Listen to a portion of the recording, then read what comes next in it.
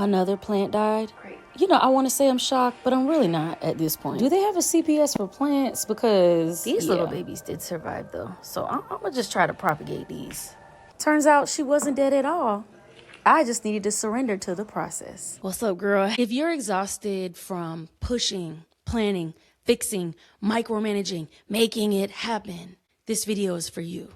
This video is for all the overdoers, overfixers, overextenders. I want to tell you a story. So I love plants. I'm a plant mom. So when I bought my first house with my husband, one of my first things to do was get a plant room. I was like, oh my gosh, I'm going to get the best plant room. I went on Pinterest. I found all the plant room inspo pics. Not this plant. This is a fake plant right here, but we're just gonna leave that right there. I had this dream in my mind of this big lush green room with diffusers and a disco ball plant hanger that reflects light all over the room and just full of plants, right? Mind you, I killed a snake plant right before I moved to this house. So that'll just tell you where my skills are in terms of where I was at the beginning when I was entering my life as a plant mom. And so instead of ramping up and little by little getting one plant at a time and moving on from there in true Aryan fashion, I was like, no, I'm going to go from 0 to 100. So I have a friend, his name is Plant Zaddy. Shout out to him. If you're in Atlanta, definitely hit him up for all your plant needs. So anyway, I was like, yes, hit him up. He came over, got me right, set up the whole plant room. And I went from an empty room to a room full of plants, mature plants, mind you, okay, who I did not grow with. And over time, babes, one by one, they all died. Well, not all of them. I'm down to the last few. This reminds me of what I'm talking about in this video in terms of surrender, because you really cannot force an ending. You can't force an outcome. You can't force a version of the story. You really do have to let things unfold. You can try, but it won't be sustainable. It'll be an artificial, almost stand-in for the thing that you really want. Because what I think would have better for me, which is what I'm doing now, is you have to surrender to the process. Plants will teach you about nature's process. If you are ever struggling with yourself, if you need some realizations, get a plant. A plant will just teach you so much, just caring for it, keeping it alive, growing it, all the things. And what I learned was the fact that I went from 0 to 100 in terms of the plant room meant that I didn't develop a certain skill set along the way that I would have needed to manage those plants by myself. Like I could have just hired someone to just keep coming here and keep them alive for sure. But if it's me, if it's the fruits of my labor, you can't bypass the process, because the process gives you the tools. It gives you the things that you're going to need to know to keep the plants alive, to hold on to whatever it is, the thing that you want. And so now I'm starting over. We talked about starting over in a previous video. If you're interested in why we start and stop and abandon and restart again, this whole loop, pivot, panic, check out that video. But in this video, I'm going to be breaking down what surrender really looks like in real life, because when you hear the word surrender, that can be very scary, especially for women who have had situations in the past where surrendering made you vulnerable and you got hurt by that vulnerability, or you surrendered in the wrong context and that hurt you. Because mind you, I'm not telling you to just surrender to any old thing. Like, surrender is a very specific and precious process. But when applied to your life in the right context, I think surrender actually moves us towards who we are. I'll break down what surrender looks like spiritually, emotionally, and in your nervous system. I'm going to show you why forcing things drains you, how to recognize when you're doing it, and practical steps that you can use right now to loosen that grip. It's my intention by the end of this video, you'll be able to move forward, surrender into the process that's unfolding in your life, have more steadiness and more growth that's consistent and that sticks. Surrender is like an orgasm. I have to whisper this part. I hope you can hear me, because I have a teenager in my house and I don't know if she can hear me right now. So it's like that thing I just said. The more you force it, the further away you get from it. The only way you actually arrive at it is by surrendering. Forcing can be, in some cases, a trauma response. Surrender could be your attempt at regulating your nervous system and controlling your environment. Because really, when we're forcing things, I feel like the opposite of surrender is a forcing. When you're forcing things, that is coming out of fear. You are scared either of what the outcome will be, Maybe you're scared of what the outcome will be, and maybe you're scared that you don't trust yourself enough to handle whatever that outcome would be. So here's 3 ways of where I think we try to force the fit when it's not working and how it actually backfires on us. Number 1, forcing clarity. I'm guilty of all of these, by the way. As I said in every video, I will never teach you or share anything that I don't experience because I don't think that's ethical. And yes, I have tried, keyword, operative word, tried to force clarity in my life, and it backfires every time. Forcing clarity looks like wanting to know the outcome before taking the action. You want to know the ending before starting even. You want to know the ending before you start the beginning. You want to know how the book is going to end before you even opened a chapter. But clarity doesn't come from thinking, and clarity doesn't come from certainty. Actually, clarity comes from uncertainty. Clarity comes from action. When you take a step, you get more clear every step. Clarity does not come from certainty. You don't go, oh, well, I know I'm going to take this step, I'm going to take this step, and it's all going to work. Clarity comes from taking the action. Every time you take a step, like if you were in a forest right now and you were like, I don't know how to get home, I don't know where I am. You have to take a step. You just got to look and say, well, let me see if this way feels closer. I definitely didn't go down that route. Okay, I'm going right. So you got information there, right? And so clarity, what we're looking for, it develops as we take action, as we take more steps that gives us more information. And in particular, aligned action, because not just any old action. I broke this down. I have a whole podcast episode where I talked about aligned action and how that is purposeful. If you want to dive into that, you can check out this podcast episode here. But for this, the more aligned action that you take, the more clear you will be on how to move forward and how to get to whatever end goal that you have in mind. When you demand clarity up front, you choke all your spiritual knowing and your emotional knowing. You communicate that you do not have trust in yourself to go through the process, and that you don't trust a higher source to lead you through the process, whatever that be. If that's your higher self or whatever higher source that you speak to, it is a communication of a lack of trust. And trust is the main thing. If you take nothing away from this video, I want you to take away that trust is an integral part of this process. And when you're trying to force something, you're communicating that you don't trust.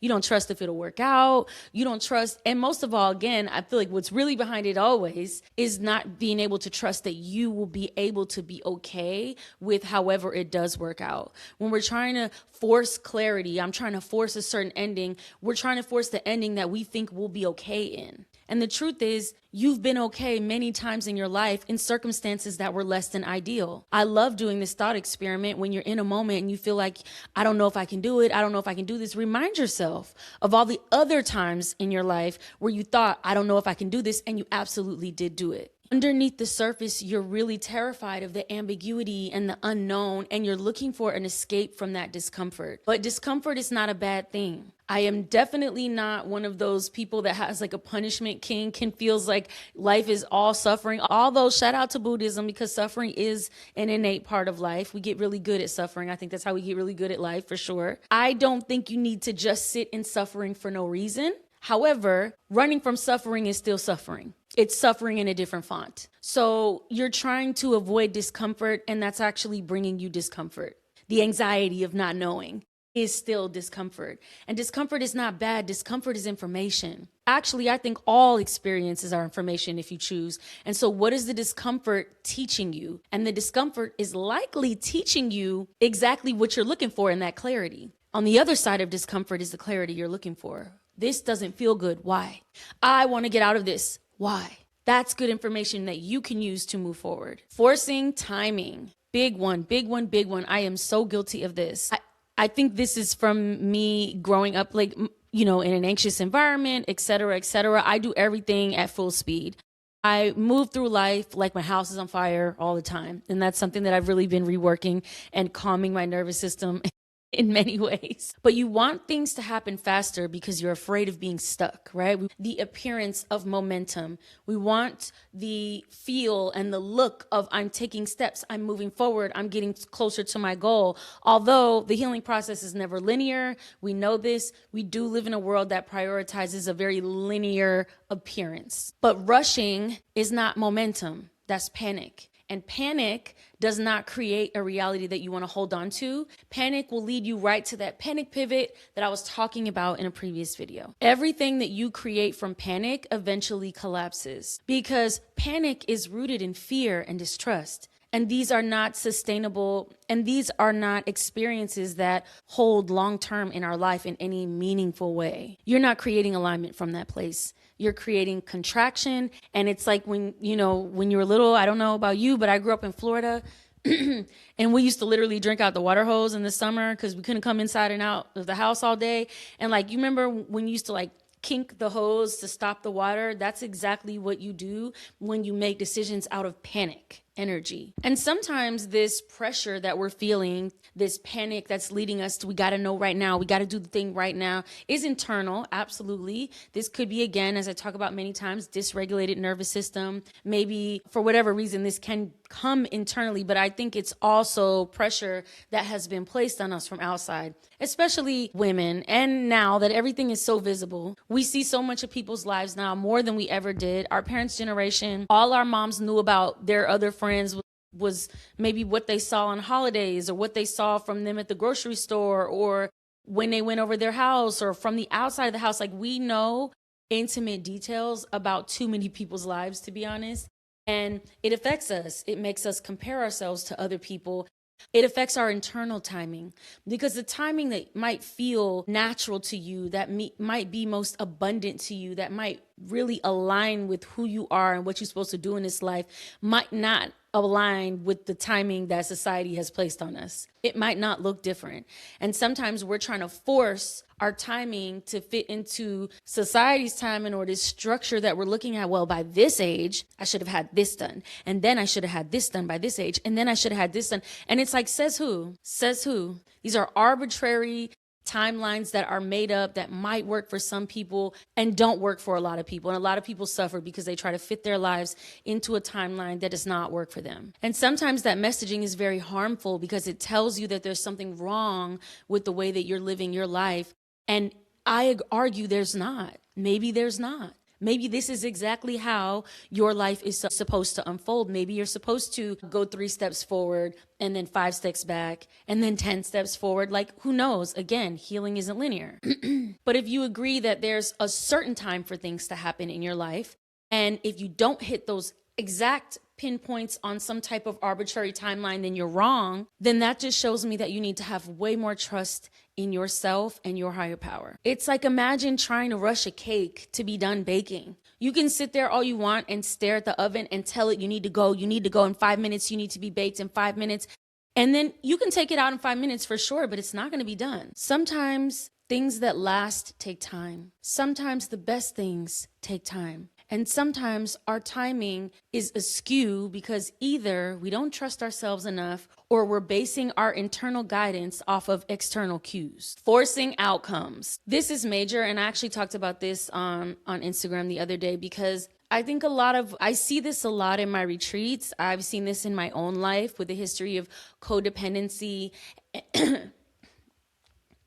and women who feel responsible for other people's behaviors, other people's thoughts about them, other people's perceptions of them. In an attempt to control that, sometimes we err on the side of micromanaging or controlling and trying to control how people see us, how people respond to us, how people take a certain thing. And at the end of the day, what we always find out is you cannot control those things.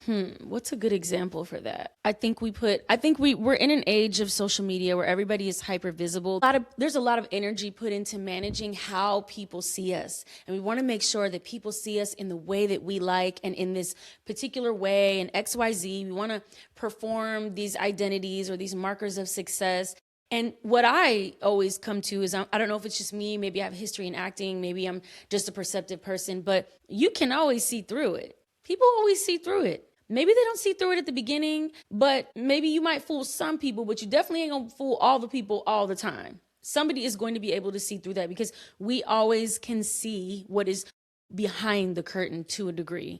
I think even if we look at certain documentaries and things coming out now, everything come to light eventually. So release the pressure and all of that effort. Think about redirecting all of that effort that you're putting into trying to control how people perceive you, and actually put that effort into being the thing that you want to be perceived as. If you want people to perceive you as, I don't know, let's just say successful in your career, girl, fuck them. Girl, who gives a fuck what they think? Honestly, I'm so real. Like, instead of thinking, I gotta have this car because I gotta have this house because then it looks this way, be successful, feel successful. Like, do you feel successful? Because at the end of the day, all of those performance cues, you're going to have to keep that up. And that performance takes a lot of energy, and that's going to be tiring. And the more energy you put into that performance, the less energy you're going to have to actually organize a life that makes sense for you. And you divorce yourself from trust. Again, forcing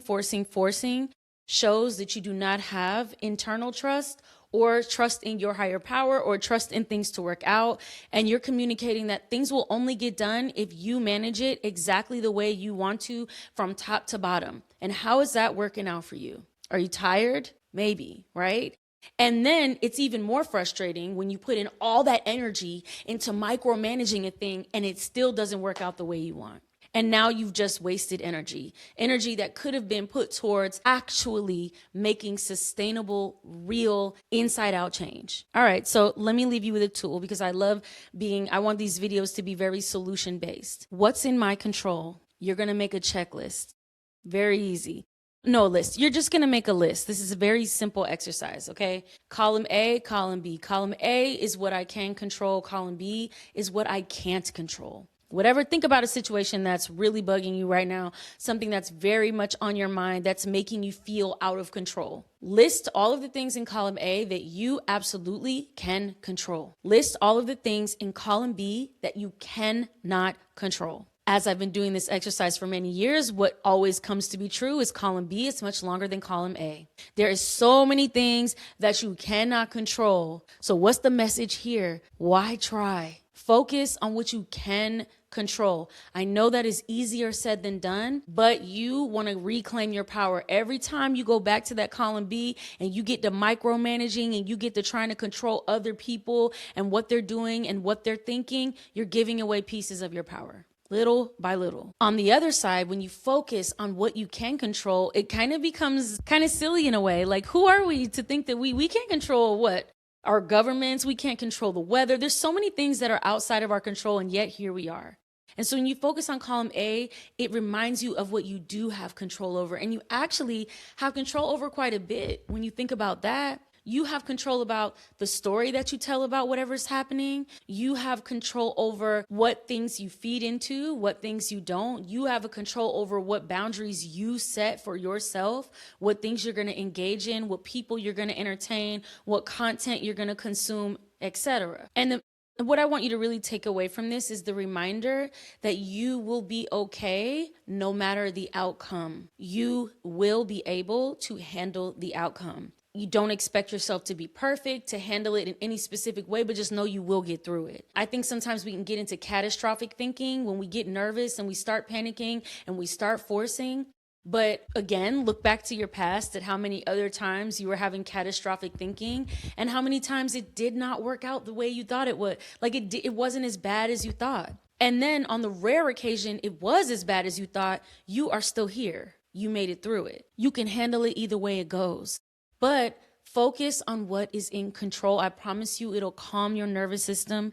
It will give you so much more power to move forward rather than obsessing and hyper fixating and trying to control all of these things that at the end of the day, you do not have the power to control. You are not meant to carry your life with your teeth clenched and your shoulders to your ears the entire time. You do not have to force what is already aligned.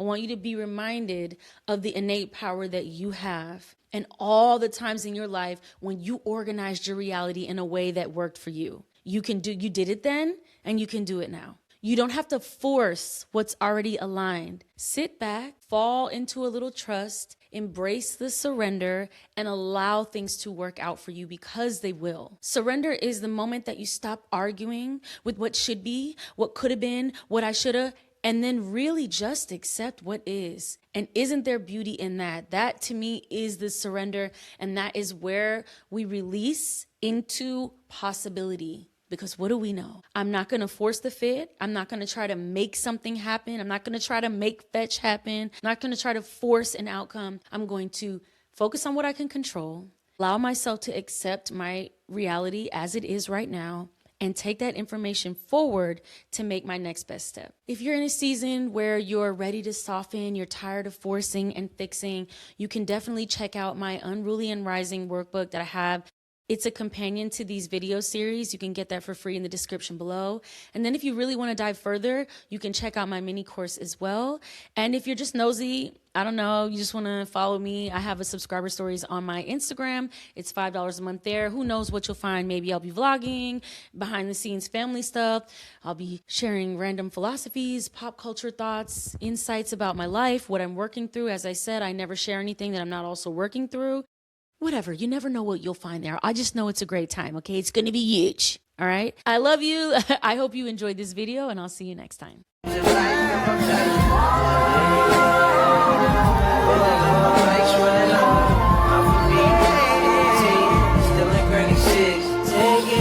me some sweet.